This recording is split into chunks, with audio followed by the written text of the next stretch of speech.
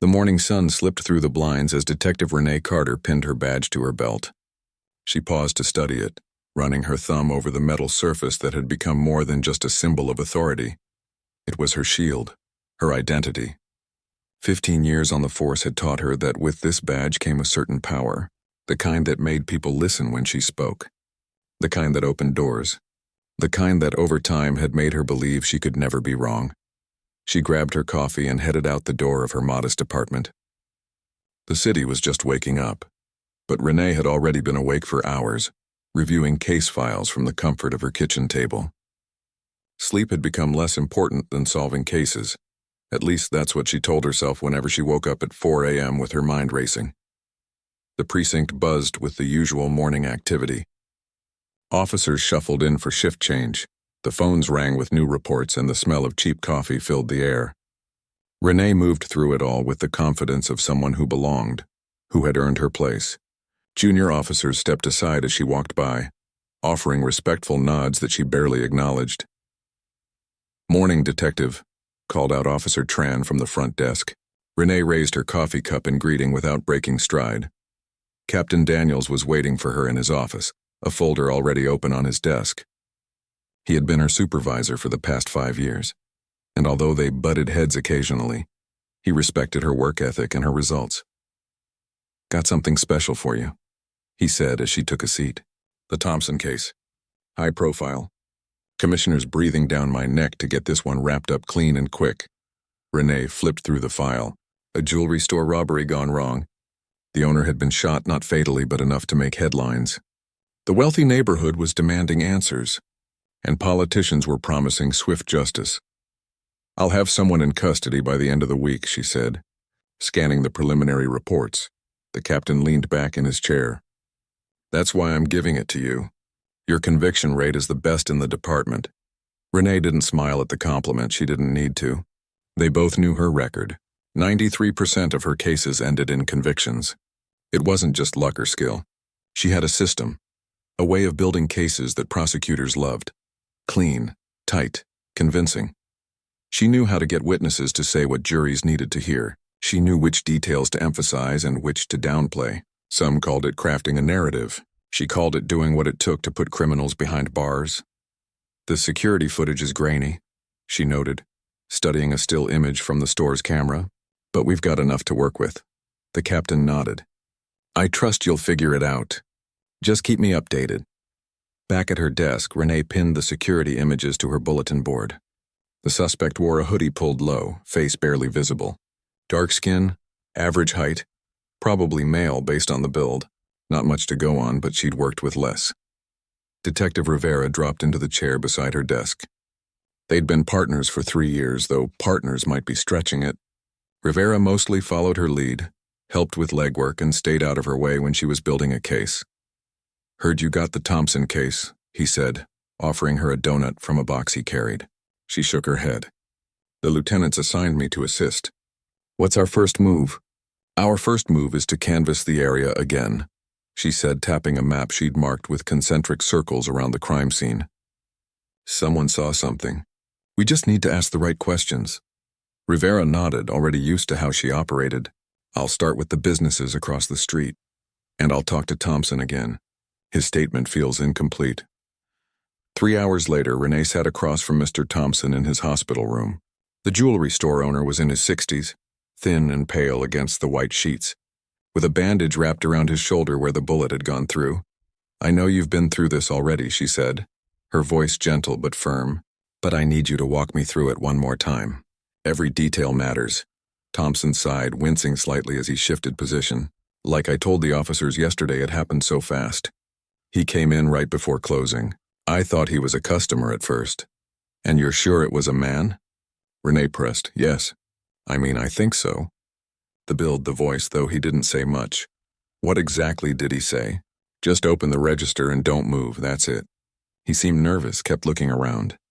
Renee made notes, though she was watching Thompson's face more than her notepad. People remembered more than they realized. They just needed the right prompts. "You said in your statement that you thought he might have been in your store before. What made you think that?" Thompson frowned, considering. "The way he moved. He knew where the panic button was, kept telling me to keep my hands where he could see them. And he went straight for the case with the most expensive pieces. Didn't waste time on the costume jewelry we keep near the front. This was new information. Renee leaned forward. So he knew the layout. What about his face? Did you get any impression at all? Dark eyes. That's all I really saw. And maybe a scar? On his right hand when he reached for the jewelry. A burn scar looked old. Renee felt the familiar rush of a case starting to take shape. A detail like a distinctive scar could break it wide open. She spent another hour with Thompson, carefully extracting every possible detail, sometimes circling back to earlier questions to see if his story stayed consistent.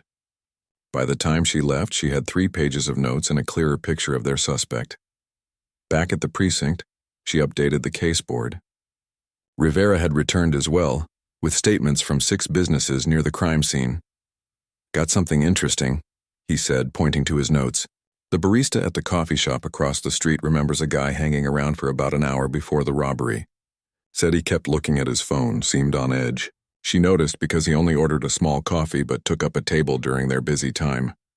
Description: black male, late 20s or early 30s, medium build, wearing a navy hoodie. Renee felt the pieces clicking into place.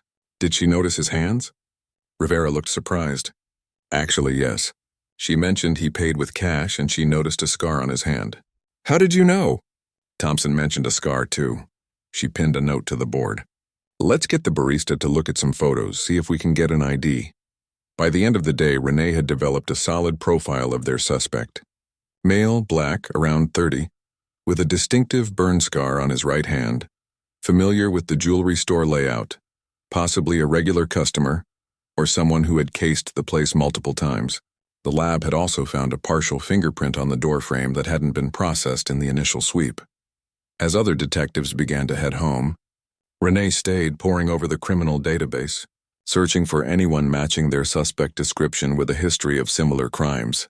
Her desk lamp cast a small circle of light in the darkening office as she scrolled through mugshots and case files. Captain Daniels stopped by her desk on his way out. Go home, Carter. The case will still be here tomorrow. She barely looked up. Just a few more files. I think we're close. He shook his head, knowing it was pointless to argue. Don't burn yourself out. Even you need sleep sometimes. But Renee was already absorbed again, the captain's words fading into the background. She didn't need sleep. She needed to solve this case to maintain her perfect record, because that's what defined her, what made her special in a department full of detectives who were content with being good enough. Around midnight, she found him. Lawrence Wade. 3 priors for theft, 1 for assault, recently paroled. And in his booking photo, clear as day, a burn scar on his right hand. She pulled up his address. He lived just 15 blocks from the jewelry store. Renee felt the familiar surge of satisfaction. The hunt was her favorite part, finding the thread and pulling until the whole thing unraveled. She'd bring Wade in tomorrow, build the case, and add another conviction to her record.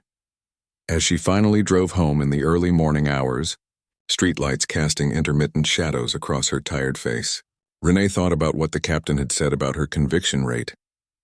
It wasn't just professional pride that drove her. It was the certainty, the absolute belief that she could look at the evidence and really know who was guilty. She hadn't been wrong yet. Her instincts were infallible, her methods effective. The badge on her belt caught the light as she walked to her apartment. 15 years, and it still gave her the same feeling. Power, authority, invincibility. What she didn't realize was that Lawrence Wade would be different, that for the first time her certainty would be her downfall, that some badges, no matter how brightly they shined, couldn't protect you from the truth. Renee arrived at the precinct early the next morning, fueled by 3 hours of sleep and twice as many cups of coffee. The caseboard had been updated with Lawrence Wade's photo, a stern-faced man with deep-set eyes that seemed to challenge anyone looking at him. His record was printed below. 3 theft charges, 1 assault, released from prison 4 months ago. Got the warrant for Wade's place, Rivera said, dropping a folder on her desk. Judge Peterson signed it this morning. SWAT's on standby if we need them. Renee shook her head. We won't. Let's not make this bigger than it needs to be. She studied Wade's address again. An apartment in Westbrook Heights, A neighborhood that had seen better days. You and me plus 2 patrol officers as backup. I want to see his reaction when we show up. Guilty people panic. They drove in silence, Renee mentally rehearsing how she would approach the interview. Some detectives went in hard, all intimidation and threats. Others played the friend, the understanding ear. Renee preferred to be a blank wall, giving suspects nothing to read, forcing them to fill the silence with their own words. The guilty ones always said too much. Wade's building was a faded brick structure with bars on the first-floor windows. Kids playing on the sidewalk paused to watch the unmarked police car pull up. Their games forgotten at the sight of strangers in their territory. Apartment 3B, Renee said, checking the building's layout one last time. Fire escape on the east side. No other exits except the front door. The patrol officers positioned themselves at the bottom of the stairs as Renee and Rivera climbed to the 3rd floor. The hallway smelled of cooking oil and cleaning products. With music drifting from behind one of the doors, Apartment 3B was silent. Renee knocked firmly. "Mr. Wade, police. We'd like to talk to you." No answer. She knocked again, harder. A door opened further down the hall and an elderly woman peered out. "He left for work already," she said. "Every morning, same time. Very punctual." "Do you know where he works?" Renee asked. "The community center. Teaches art to kids 3 days a week. Other days he's at the print shop on Maple." Renee and Rivera exchanged glances. This didn't fit the profile they had built. "How long has he lived here?" Rivera asked the neighbor. "Since he got out. 4 or 5 months. Keeps to himself, but he's polite. Carried my groceries up the stairs last week when the elevator was broken." Renee thanked the woman and turned back to the apartment door. "We still need to execute the warrant. Let's go in." The apartment was small but surprisingly neat. A bookshelf took up most of one wall, filled with art books and novels. A drafting table stood by the window, covered with sketches and design tools. No sign of stolen jewelry, no weapon visible. Renee moved methodically through the space, opening drawers, checking under the bed, searching the closet. Rivera went through the kitchen, pulling out canned goods and checking behind them. "Found something," he called. In the kitchen cabinet, behind a row of cereal boxes, was a shoebox. Rivera opened it carefully. Inside were several rolls of cash, a small notebook with what looked like addresses, and an old flip phone. "That's suspicious," Renee said, taking photos with her phone. "Let's bag it all. And keep looking." An hour later, they had turned the apartment inside out but found nothing else of interest. No navy hoodie matching the witness descriptions. No jewelry. No gun. "We'll head to the community center," Renee decided. Catch him at work. The Westbrook Community Center was a bright spot in an otherwise struggling neighborhood. Fresh paint, a small garden out front, a playground where children laughed and ran. Inside, a receptionist directed them to the art room. Through the door's window, Renee could see about a dozen children, ranging from 8 to maybe 13, sitting at tables with drawing paper. A tall man moved between them, leaning down to offer guidance, pointing at their work, demonstrating techniques. Lawrence Wade looked different than his mugshot. His face softer, more open, his movements patient and careful with the kids. "Let me handle this," Renee told Rivera. She didn't want a scene in front of children. She knocked on the door and stepped in. Wade looked up, surprise crossing his face before his expression closed down. "Can I help you?" he asked, voice steady. "Mr. Wade, I'm Detective Carter. Could we speak outside for a moment?" The children were already staring, whispering among themselves. Wade put down his pencil. "Ms. Huang, could you take over for a few minutes?" he asked another adult in the room who nodded with visible concern. In the hallway, Wade crossed his arms, defensive but not aggressive. "What's this about?" "Where were you 2 nights ago around 7 p.m.? Renee asked, watching his face closely. "Here. We had an evening program for teens, art therapy group. Anyone who can confirm that?" "About 15 teenagers, 2 other staff members, and the security cameras at every entrance." His voice had an edge now. "Am I being accused of something?" "We're investigating a robbery at Thompson Jewelry.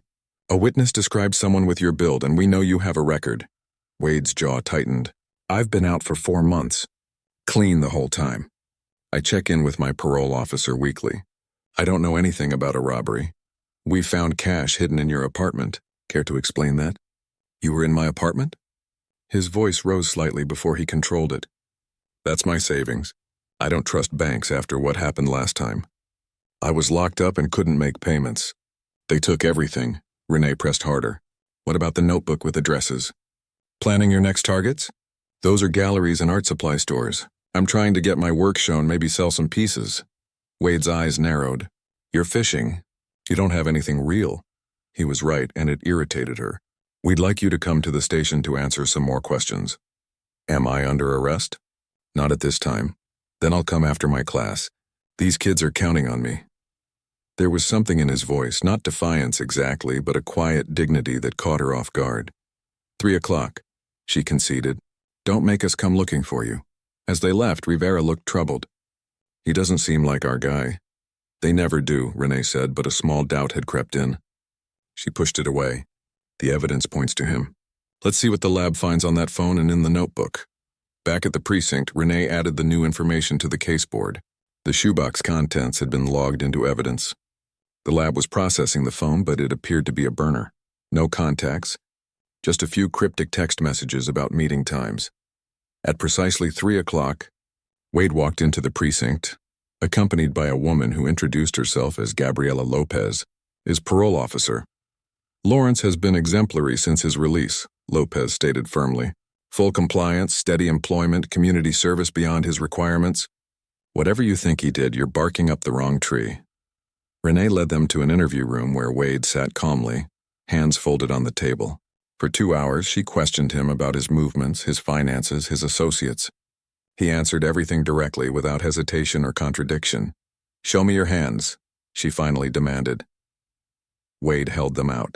On his right hand was the burn scar, just as the witnesses had described. Kitchen accident when I was 16, he explained. Happened in foster care. Convenient, Renee muttered. It's documented in his juvenile records, Lopez interjected, along with the therapy he received for it. The interview was going nowhere. Wade had an alibi for the time of the robbery, confirmed by the community center's security footage that Rivera had retrieved. The cash in his apartment was within the reasonable range for his income. The notebook really did contain galleries and art supply stores, but Renee couldn't shake her suspicion. The scar was too perfect a match. The profile fit too well. Someone who knew the layout of the store. Someone who had been desperate enough to steal before. We're not charging you at this time, she finally said. But don't leave town. This investigation is ongoing. Wade stood up, his height making the small room feel even smaller. I rebuilt my life from nothing, detective. I'm not throwing it away for some jewelry. You're looking at me because of my record, not because of evidence. His words hit too close to a truth she didn't want to examine. As Wade and Lopez left, Captain Daniels called Renee into his office. Tell me you've got more than a matching scar and some cash, he said, looking over her case notes.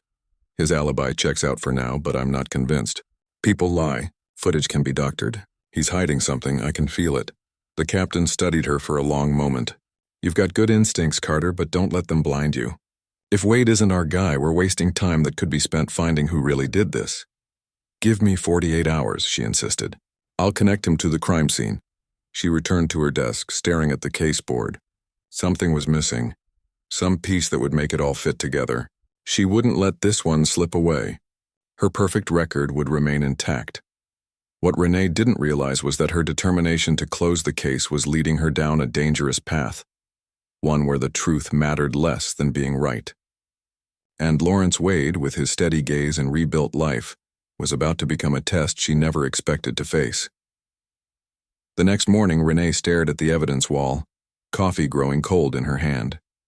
Lawrence Wade's alibi had checked out. The community center's security footage clearly showed him teaching his art class during the robbery. 3 staff members and 12 teenagers had confirmed his presence. The case against him was falling apart, but she couldn't let it go. Something about Wade bothered her. Maybe it was how composed he'd remained during questioning, or how his life seemed too perfectly put together for someone just out of prison. People didn't change that completely.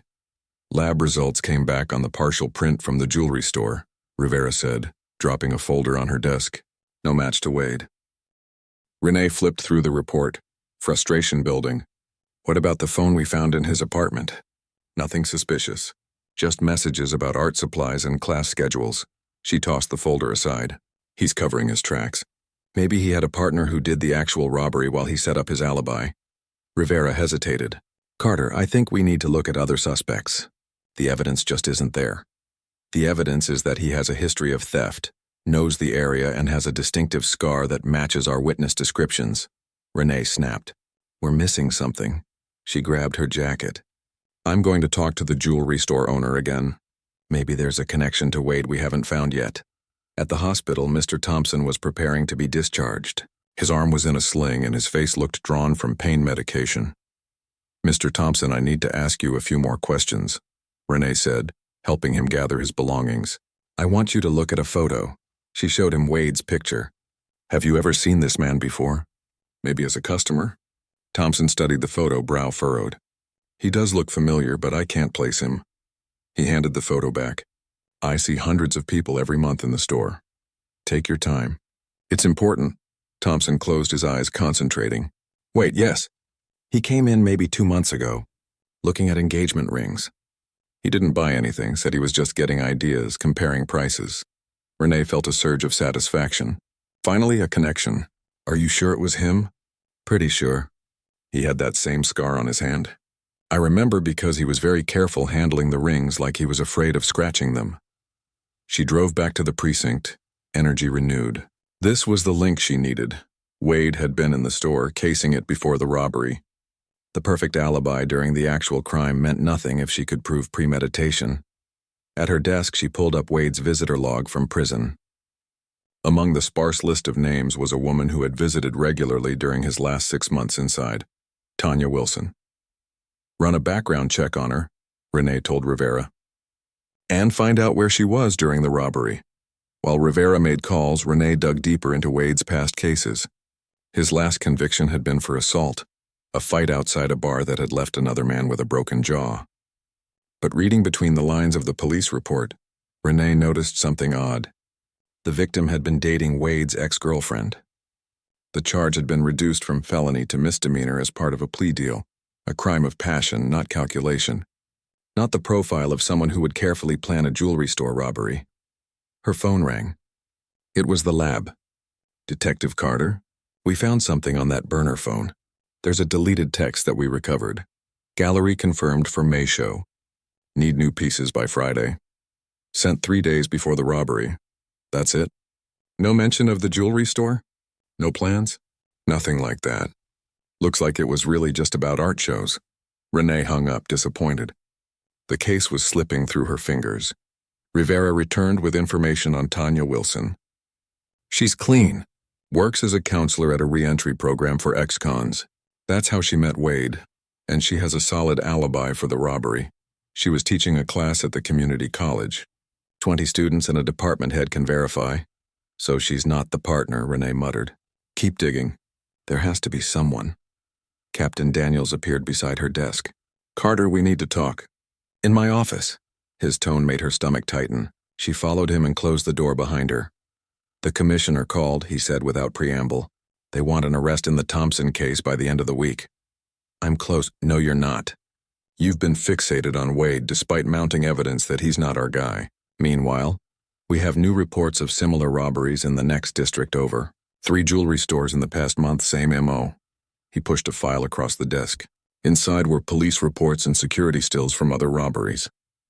The suspect's build was similar to Wade's, but in one image, captured as the suspect fled, the hood had slipped back slightly. The man was older, with gray at his temples. This can't be right, Renee said, staring at the images. The timing doesn't work. These other robberies happened while Wade was in prison. Exactly, which means your theory is wrong. We're dealing with a serial jewelry thief who's still active, and while you've been focusing on Wade, he's hit another store.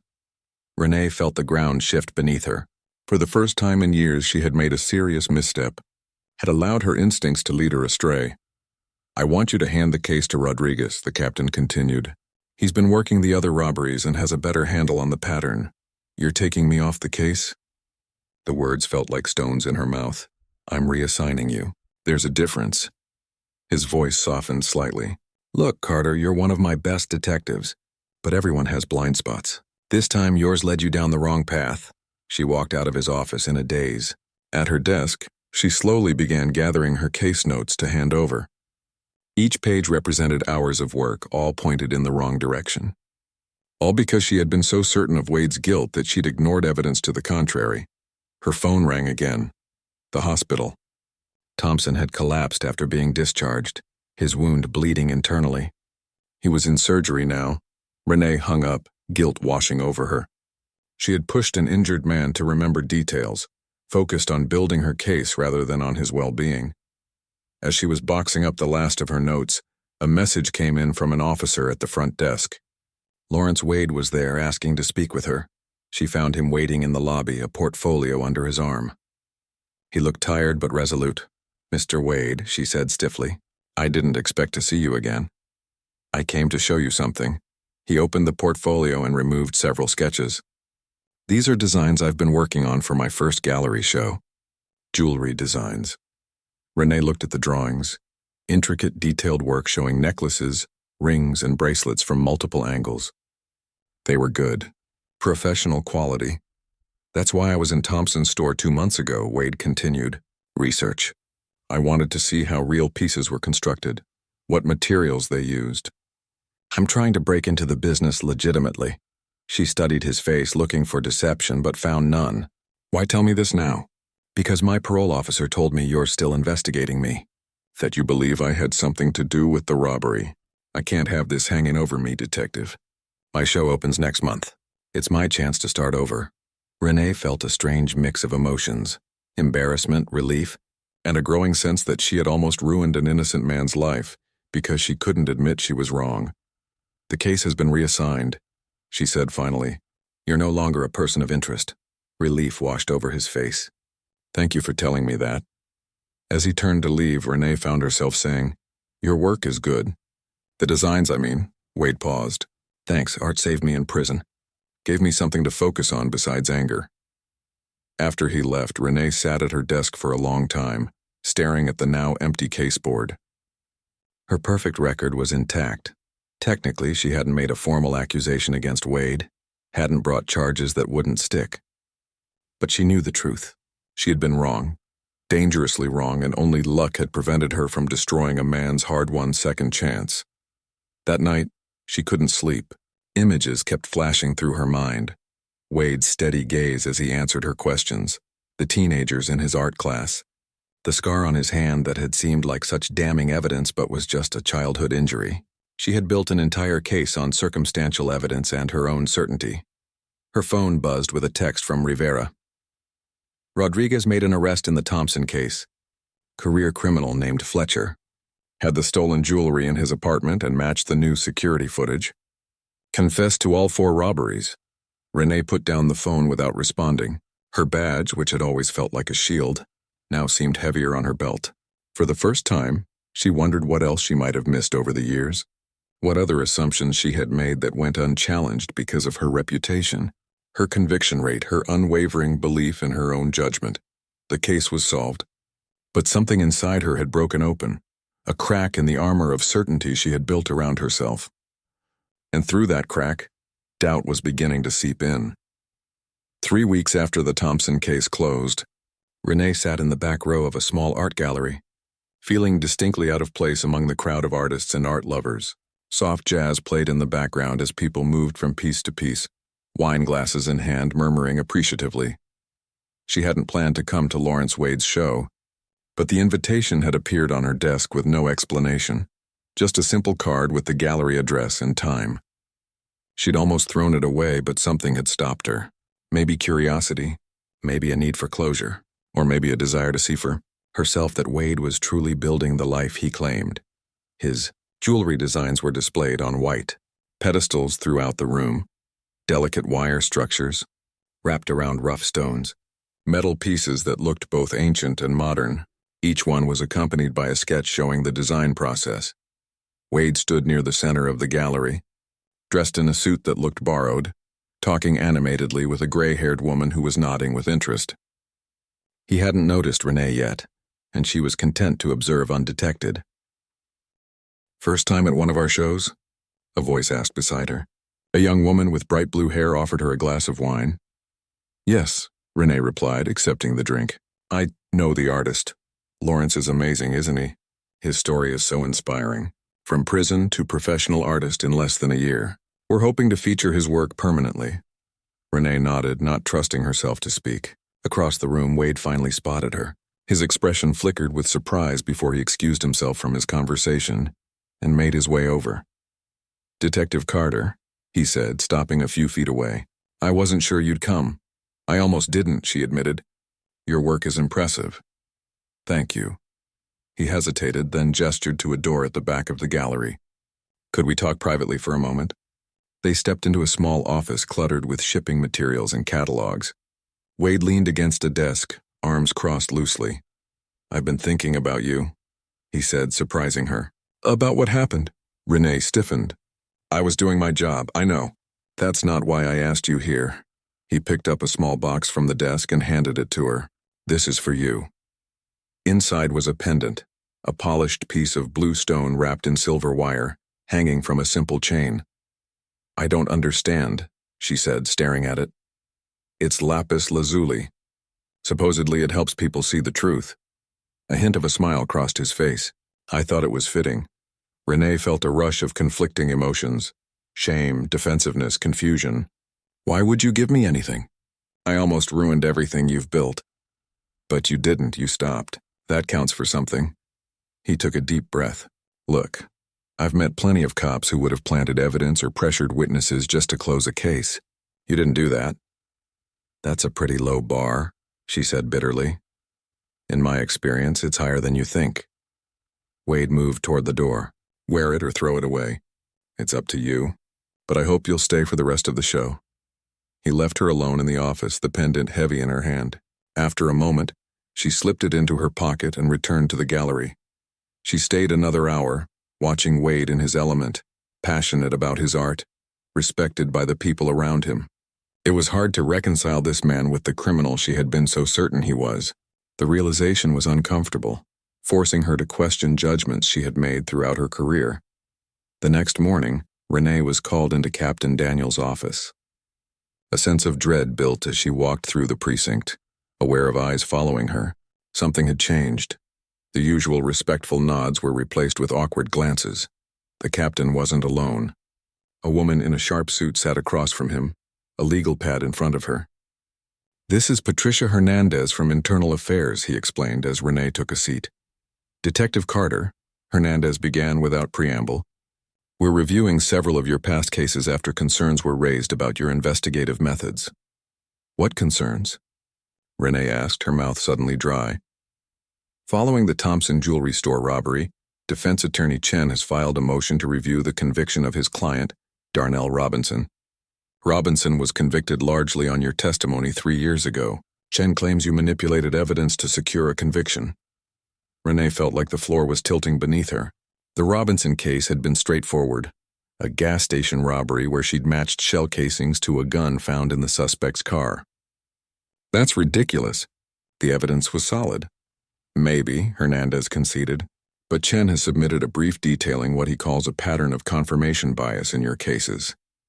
He cites your recent focus on Lawrence Wade despite contrary evidence as an example of your tendency to fixate on suspects who fit your preconceptions."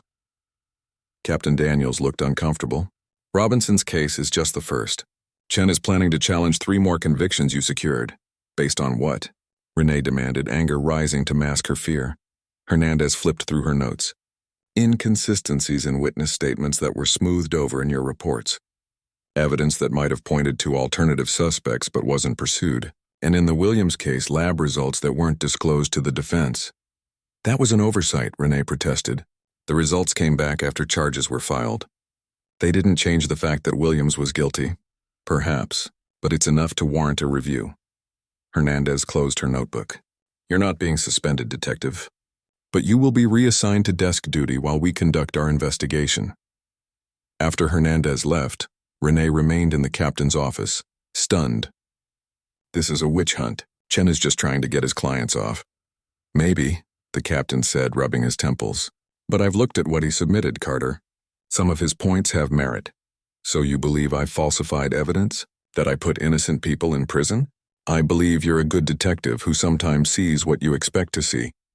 "We all have blind spots," he sighed. "The problem is your reputation for being always right means no one questioned you. Not even me." Renee returned to her desk, ignoring the whispers that followed her.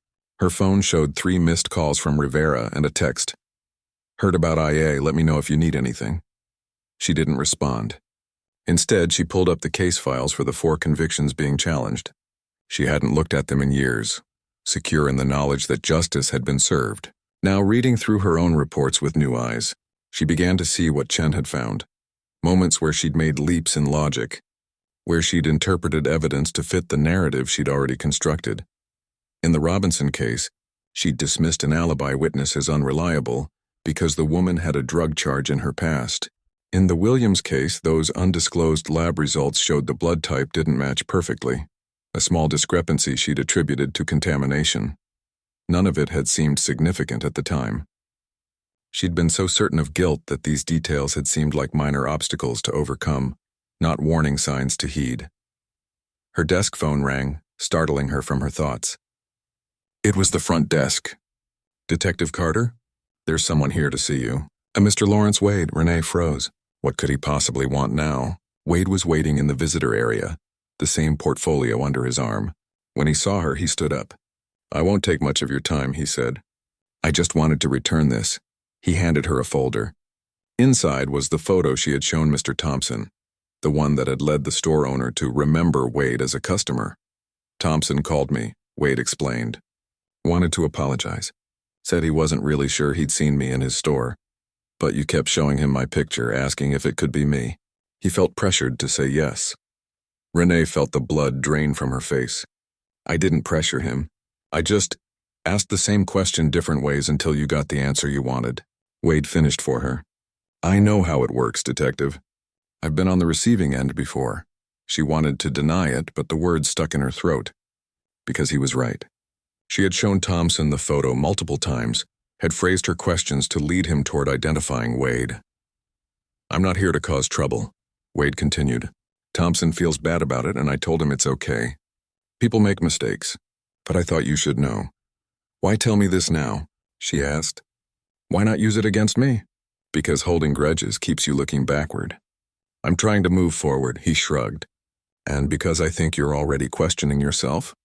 And that's more important than any complaint I could file." After he left, Renee sat at her desk for a long time, the pendant he had given her now in her hand. The blue stone caught the light, reflecting it back in fractured beams. Her phone buzzed with a text from an unknown number. "First hearing for Robinson case review scheduled for Monday. Thought you should know. Chen." The defense attorney was giving her a heads up. Why, a professional courtesy?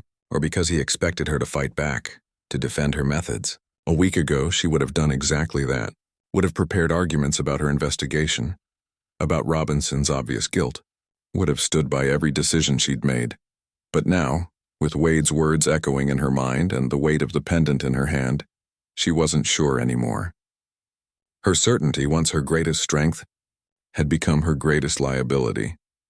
For the first time in her career, Detective Renee Carter was facing a truth she couldn't ignore or shape to fit her expectations. The possibility that her badge hadn't made her infallible, but had instead blinded her to her own mistakes.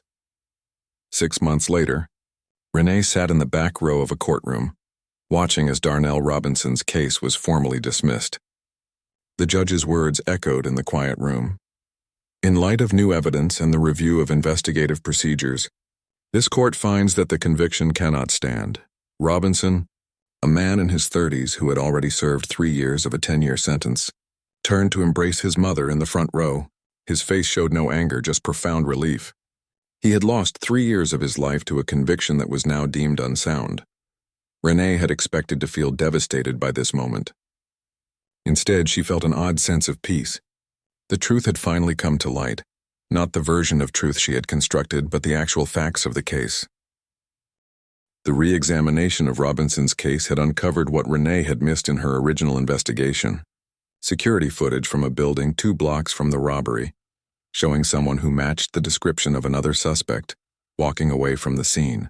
At the time, she had dismissed it as irrelevant because she'd already built her case against Robinson. The gun found in his car had indeed fired the shots at the gas station, but the new investigation revealed it had been stolen from him a week before the robbery, and later returned to his vehicle. a detail she hadn't fully explored. As people filed out of the courtroom, defense attorney Chen approached her. "Detective Carter, I didn't expect to see you here. I needed to see it," she replied simply. Chen studied her face. "The Williams case review is next week. Will you be there for that one too?" "Yes." Renee met his gaze steadily. "I've submitted my own statement to the review board about the lab results that weren't properly disclosed." Surprise flickered across the attorney's face. "It's unexpected. I'm trying to do what's right, even when it's hard." After Chen walked away, Renee remained seated watching the now empty courtroom.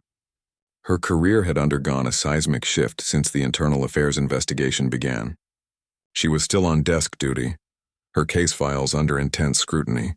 2 more of her convictions had been upheld after review, but the Robinson case was the second to be overturned. The strange thing was, she hadn't fought it. After her initial shock and denial, Renee had begun her own review of her cases, forcing herself to look objectively at her methods, her assumptions, the way she had built narratives that sometimes ran ahead of evidence. Her phone buzzed with a text from Rivera. "Heard about the Robinson ruling. You doing okay?" Rivera had stood by her through everything, one of the few who hadn't distanced themselves when the investigation began. He'd even defended her to other officers, arguing that her mistakes didn't erase years of good police work. "I'm fine," she texted back. "Meeting you at the coffee shop in 20. Outside the courthouse, the October air was crisp. Renee walked slowly, her badge no longer on her belt but in her pocket. She still carried it, but something had changed in how she felt about it. The weight was different now, not the comforting heft of authority, but the responsibility it truly represented. At the coffee shop, Rivera was waiting at their usual table. "So it's official," he said as she sat down. "Robinson's out." Renee nodded, wrapping her hands around her cup. "It was the right call. You don't seem upset." "I was. For a long time." She traced the rim of her cup. "But then I realized something. My whole career, I've seen myself as the person who brings justice to victims, who makes sure the bad guys don't get away. But justice isn't just about putting anyone behind bars. It's about finding the truth." Rivera leaned forward. "You've put a lot of genuinely guilty people away, Carter. Your work has made a difference." "I know, and that still matters to me." She met his eyes. "But so do the mistakes. I can't just focus on the wins and ignore the losses." "Not anymore." Their conversation was interrupted by the arrival of Captain Daniels. He looked older than he had 6 months ago, the investigation having taken its toll on the entire department. "Thought I might find you two here," he said, pulling up a chair. "Just got the call from the commissioner. The formal review of your cases is complete." Renee straightened, bracing herself. "And?" "Out of the 26 cases they examined in depth, 24 are being upheld. The Robinson conviction is officially vacated as of today, and the Williams case will likely go the same way next week." Rivera let out a low whistle. "That's better than we expected." The captain nodded. The review board noted that in most cases, your work was thorough and the evidence solid. The problems were mainly in how you handled contradictory evidence and potential alternative suspects. He paused. "They're recommending you be reinstated to active duty with some conditions." "What conditions?" Renee asked, surprised. "Ongoing supervision of your cases for the next year, additional training in cognitive bias and investigative procedures, and," he hesitated, "they want you to speak at the police academy about your experience, about how even good detectives can make mistakes if they're too sure of themselves." Renee sat back, absorbing this. "They want me to be a cautionary tale." "They want you to be a teacher," the captain corrected. "Someone who learned the hard way and can help others avoid the same pitfalls." After the captain left, Rivera studied her face. "So will you do it? Go back to being a detective?" "I don't know yet," she admitted. "Part of me wants to prove I can do better. But another part wonders if I should be doing something else entirely." "Like what?" She reached into her pocket, feeling the smooth stone of the pendant Wade had given her months ago. She'd carried it every day since, a reminder of how certainty could blind you to truth. "I've been talking to some people at the Innocence Project," she said quietly. "They're looking for investigators with police experience. People who know how cases are built and where the weak points might be." Rivera's eyebrows shot up. "Seriously? You'd work to overturn convictions?" "To find the truth," she corrected. Sometimes that means overturning wrongful convictions. Sometimes it means confirming that the right person is behind bars. She shrugged. I haven't decided yet, but it feels like important work. 2 days later, Renee found herself in an unfamiliar building, waiting nervously in a conference room. The Innocence Project office was smaller than she'd expected, crowded with file boxes and law books. Through the glass walls, she could see attorneys and law students moving between desks, phones pressed to their ears. The door opened, and a woman with gray-streaked hair entered. Detective Carter. I'm Diana Powell, the director here. Thank you for coming in. Thank you for agreeing to meet with me, Renee replied, especially given my history. Powell sat down across from her. Actually, your history is exactly why we're interested. Not many detectives have the courage to admit when they've made mistakes, let alone work to correct them. I'm still not sure this is the right place for me, Renee admitted. I spent my career putting people in prison, not getting them out. And now you understand that sometimes the system gets it wrong. Powell placed a folder on the table. That's valuable perspective. We don't need people who think the police are always wrong. We need people who understand how investigations work and where they can go astray. The conversation continued for over an hour, Powell explaining the work they did and how Renee's skills might fit in. By the end, Renee felt a growing sense of possibility, that her mistake with Wade and the subsequent unraveling of her certainty hadn't been the end of her career, but perhaps the beginning of a new one. As she left the building, her phone rang. It was a number she didn't recognize. Detective Carter? This is Lawrence Wade. She stopped walking, surprised. Mr. Wade, how did you get this number? Your partner gave it to me, Rivera. I hope that's okay. He paused. I heard about the Robinson case, about what you said in your statement to the review board. News traveled fast. How do you know about my statement? I've been following the case, and I've been working with the Innocence Project myself, as a volunteer.